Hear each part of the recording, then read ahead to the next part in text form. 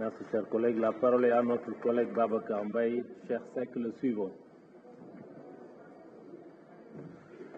Merci, Président. Bonjour, Monsieur le ministre. Monsieur le ministre, lorsque votre collègue du tourisme est arrivé ici, il a donné des prévisions de 3 millions de touristes par an à l'horizon 2023. Ce qui pour nous était un chiffre assez spécial parce que si on suit la tendance, 3 millions, c'est la limite de AIBD aujourd'hui. Donc ma question c'est de savoir où est-ce que vous en êtes avec le nouveau terminal. Est-ce que le financement est bouclé? Quand est-ce que vous allez commencer? Puisque si les tendances sont exactes, AIBD ne pourra pas supporter l'afflux de touristes. Et quelle est la place de Air Sénégal dans cette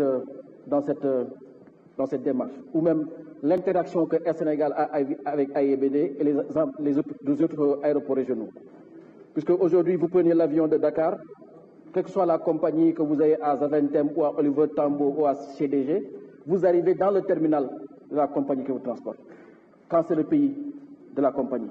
Est-ce qu'on ne devrait pas avoir un terminal propre à Air Sénégal? Est-ce que le prochain terminal ne devrait pas être le terminal de Air Sénégal? Monsieur le ministre, en disant que l'aéroport de Touba et l'aéroport de l'AIBD risquent d'avoir des problèmes de concurrence, est-ce que ce n'est pas un aveu sur le fait que le projet des aéroports régionaux est un bon projet, mais est-ce qu'aujourd'hui il y a la matière commerciale? Est-ce qu'il y a suffisamment de trafic pour pouvoir multiplier les aéroports régionaux comme on veut en faire? Le fait de dire qu'il y a seulement 2 pôles urbains importants au Sénégal, à savoir Dakar et Touba, si on met 2 aéroports internationaux, l'un va impacter sur l'autre. Est-ce que aussi en mettant 6 ou 7 aéroports internationaux comme Zik, Cap Skirring et Saint-Louis, on risque de ne pas avoir des problèmes de masse commerciale?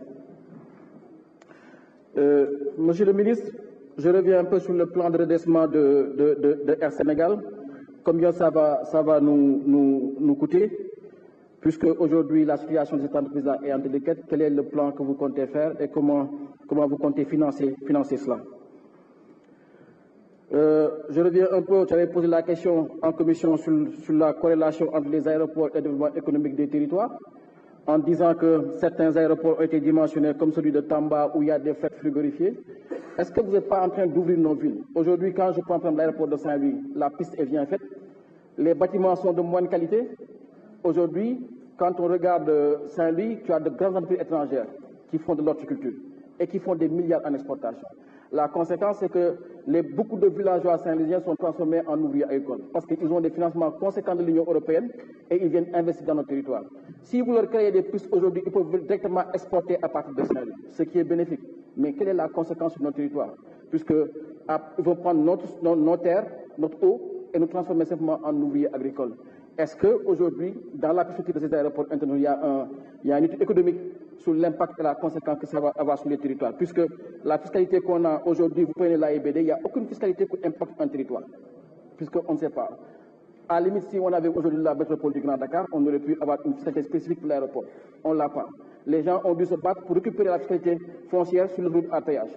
Donc aujourd'hui, le lien financier entre la ville, le territoire et l'aéroport n'est pas totalement établi. Est-ce que cette réflexion-là est que vous avez entamée? Et puis je reviens rapidement sur le programme Transcom qui a le financement et qui un financement de 100 milliards. Saint-Louis a été inauguré. Quand est-ce que les autres seront inaugurés et seront prêts? Puisque là, actuellement, il n'y a que Saint-Louis qui est prêt et c'est plusieurs hôpitaux qui étaient concernés. Et je termine un peu par la certification des aéroports. Qui va gérer l'aéroport de Saint-Louis? C'est l'ASIGNA, c'est l'agence qui va gérer et qui va s'occuper de la certification. Ça, c'est une question qui nous a été transmise. Et qu'est-ce qui bloque la certification de Cap Skirring? Voilà, c'était les questions que, en essayant de trouver un peu les forces de parler de cette histoire-là, j'en ai pas parlé depuis hier, parce que j'étais plus préoccupé par Fatou Gueye qui était aux urgences que par le sort de Ami, pour qui je n'ai aucune compassion. Mais j'aimerais répondre un peu à mon oncle Nicolas pour dire que nous n'avons pas une vision manichéenne de la politique. Fatou Diom nous avait appris que le mot vie, c'est 3 lettres, V-I-E. Elle disait quand le V pour vivre et le E pour exister, s'adresse le I. Et cette place centrale du mot I dans le mot vie est comme une fente dans le cœur de l'homme qui font que nous vacillons toujours entre 2 hommes. le fuyant et le saisissable, le vide et le plein, le bon et le mauvais. Donc nous ne sommes pas manichéens, mais nous sommes une opposition. Président Macky Sall fu mu jaar ba nekk président bi Sénégal ba léegi ñeent nit la ko yàlla may ñu jox ko avion jox ko ay oto di ko votal budget 6 000 milliards pour moom kese mu am décret dama ne président Macky Sall bu ko benn Sénégalais saaga ndey sax war ko baal ndax li ko yàlla defalu ko ñëpp. C'est le seul président du Sénégal après l'indépendance am lu kenn amul am pétrole am gaz am tout et vous voulez qu'on ne le critique pas, mais pourquoi on ne le critiquerait pas? Olof Ndiaye ñee ne ku jiitu ñu la sa taat bëree na. Nous ne critiquons pas Macky Sall parce qu'on le déteste, on critique Macky Sall parce qu'on est des opposants. Vous savez très bien que les travaux en commission sont très bien passés. C'est quand on est arrivé ici que les choses ont changé, en commençant par Farba ici présent, qui est le premier perturbateur assumé, qui a une vision totalement dégradée de la politique. Il pense que la politique toog fi la di moquer nit ñi wala di xas nit ñi. C'est pas ça la politique. Et pourquoi vous ne vous souvenez pas des commissions? Amy Ndiaye bi muy saaga Bara Dolly ñu koy téye muy génn di xeex ak Bara Dolly boobu ëmbul woon jigéen buy fi taxu di xeex ak góor ëmbul woon. Tey vous voulez nous faire truc que oui elle est enceinte et tout. Nous ne sommes pas pour la violence. Nous n'avons jamais lavé la main sur nos femmes. Mais il n'y a pas de fumée sans feu.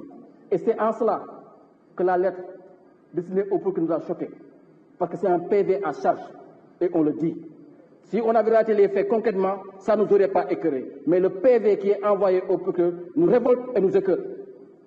Parce que jour bi histoire amee fi et je prends à témoin temps de l'histoire bi ñuy dugg fi man maa président attention coow li am na de waxtaanal gars yi balaa ngay dugg fii su ma neexoon bàyyi ko mu dugg coow li jëm pëtax mais ban njëriñ la ma amuloo benn njëriñ. Et je pense qu'il est important que kenn ku nekk fii bu fekkee responsable nga xool liy dëgg nga àtte ko wax ko ñu xool lii intérêt assemblée bi. Parce que moi je le dis et je répète, je suis fier d'appartenir à cette législature-là. On a fait du bon boulot, mais dis-moi si c'est sale, c'est sale pour tout le monde. Merci, chers collègues. La parole est à notre collègue Cheikh Seck.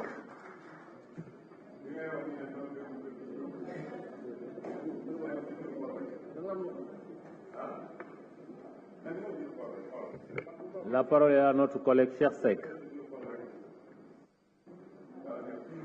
Birame Souleye Diop, le suivant.